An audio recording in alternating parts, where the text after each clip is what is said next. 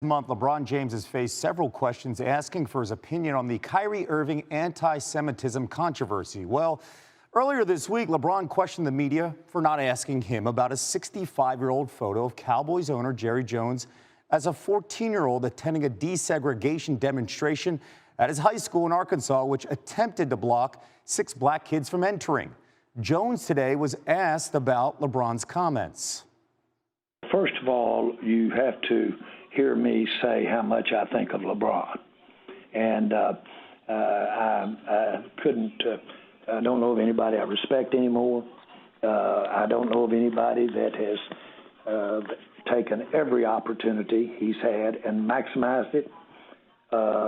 He not only is an absolute great ambassador for sport, he has taken sports, he's taken his venues and used those platforms. I want to be sure that you know where I'm coming from. And it was made buttons pop off my vest, so to speak, when he would talk about how much of a Cowboy fan he was, and he would have made a great tight end. So, and that doesn't change. There's nothing about any of that changes, and I did hear what he had to say. Certainly, he has influence, and just because of all of the above, his accomplishments, his how he's utilized his sport, how he's utilized his platform, how we have done it. He has enhanced basketball. He's made a lot of people a lot of money. I hope I have too.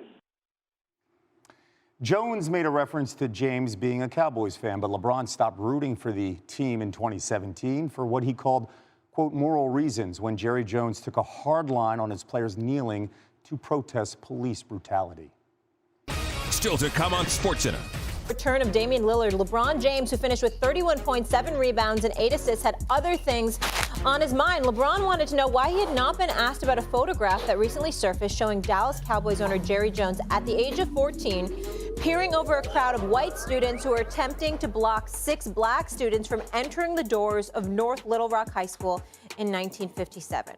Here's LeBron addressing the media and that concerning visual postgame. I was wondering why I haven't gotten a question from you guys about the Jerry Jones photo. But when the Kyrie thing was going on, you guys were quick to ask us questions about that. Okay. Hold on. And I don't even want you guys to say nothing. When I watched Kyrie talk and he says, I know who I am, but I want to keep the same energy when we're talking about my people and the things that we've been through. And that Jerry Jones photo is one of those moments that our people, black people, have been through in America. And I feel like as a black man, as a black athlete, as someone with power and a platform, when we do something wrong or something that people don't agree with, it's on every single tabloid, every single news coverage. It's on the bottom ticker. It's asked about every single day. But it seems like to me that the whole Jerry Jones situation photo, and I know it was years and years ago and we all make mistakes, I get it. But it seemed like it's just been buried under like, oh, it happened. Okay, we just move on. And I was just kind of disappointed that I haven't received that question from you guys. Appreciate it.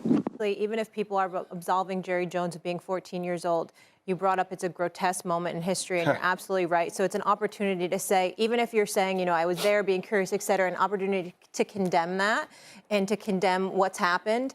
Do you think that was a missed opportunity, Stephen A., by Jerry, that he should have been more elaborate on it and that moment in history? Absolutely. It doesn't change my position about a photo being held against him. Yeah. But two things can be true.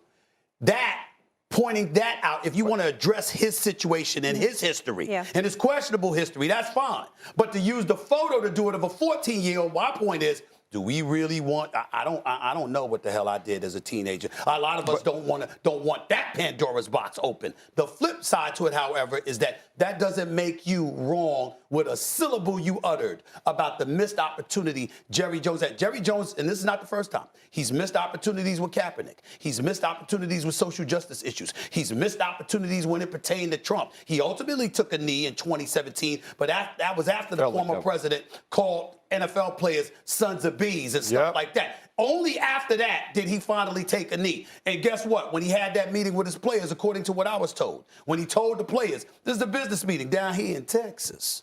Okay, if you are going to do something like that, the audience here, our constituency, is going to interpret that as unpatriotic, which could affect our bottom line. If it affects our bottom line, we're going to make sure it affects your bottom line. That's what he said. So my point is, there are a multitude of situations that have occurred over the last half decade or so where you could make a absolutely formidable argument that Jerry Jones had missed an opportunity. But that doesn't mean that photo should be indicative of that. But here's why I disagree with you, though, Stephen, though, because the photo is a piece of the bigger body of work, and that's what people are referring to, right? It's the entire body of work.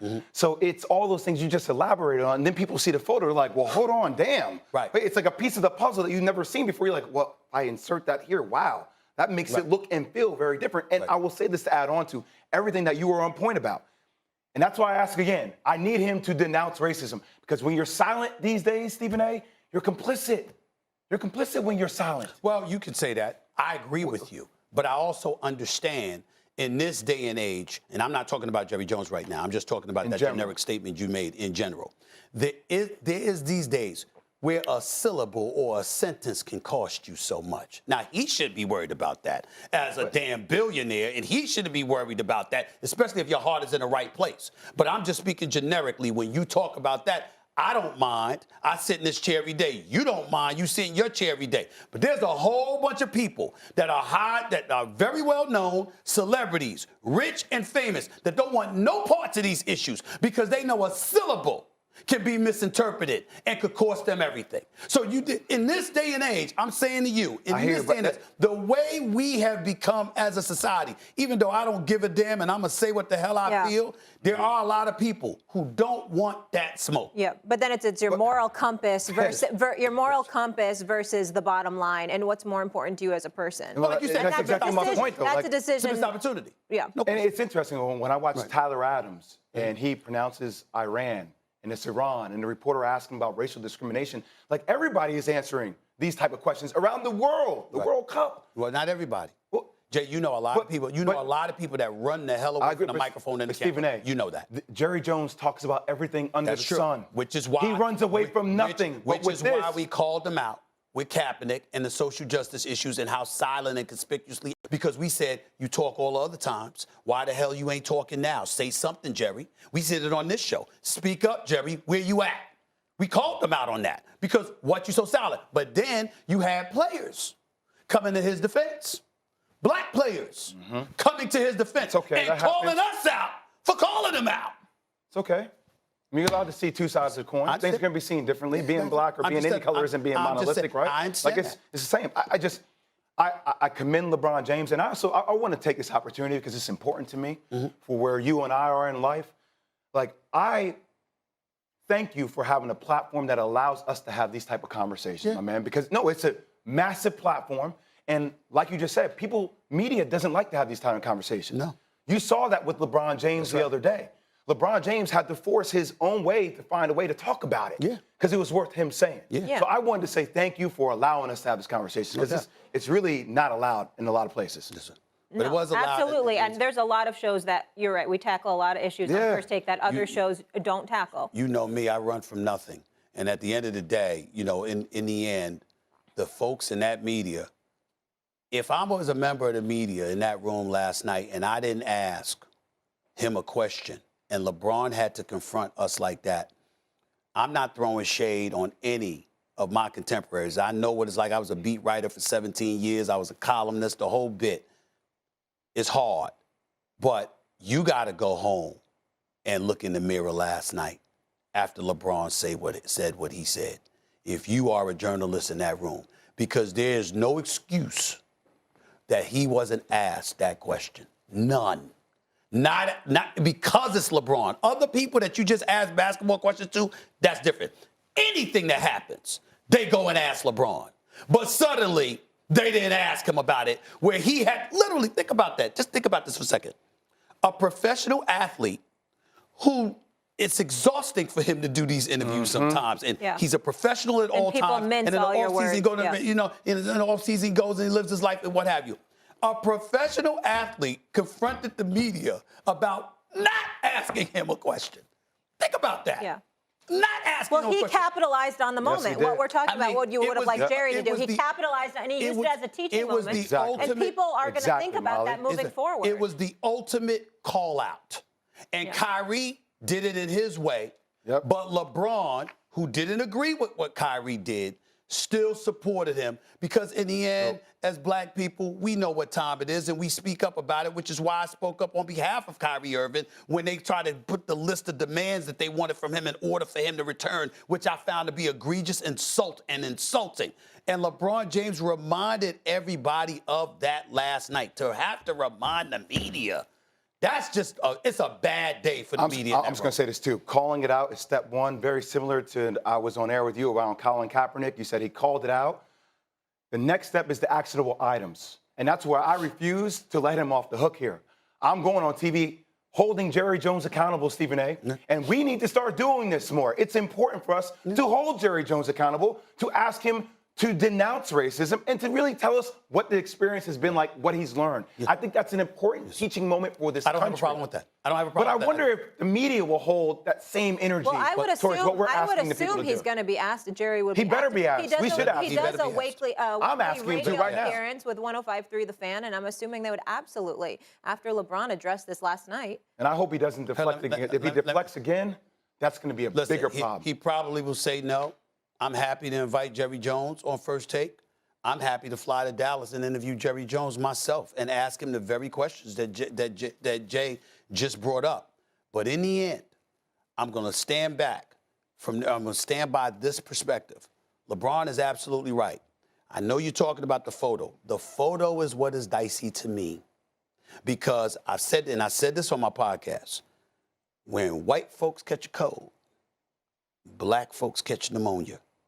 And there's certain boxes, when you talk about opening it, if we could sit up there and lean on a photo from 66 years ago, knowing the times that those were, and we can do that, be careful about what can come back at us, because that's what I'm thinking about.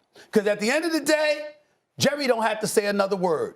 You and everybody else, me and everybody, going to think whatever we want about Jerry. That was done purposefully. That's right. That's it. I mean, I saw you the first day. That's right. And I'm saying, I looked at the whole. I went online to check out the entire diversity of that entire Washington.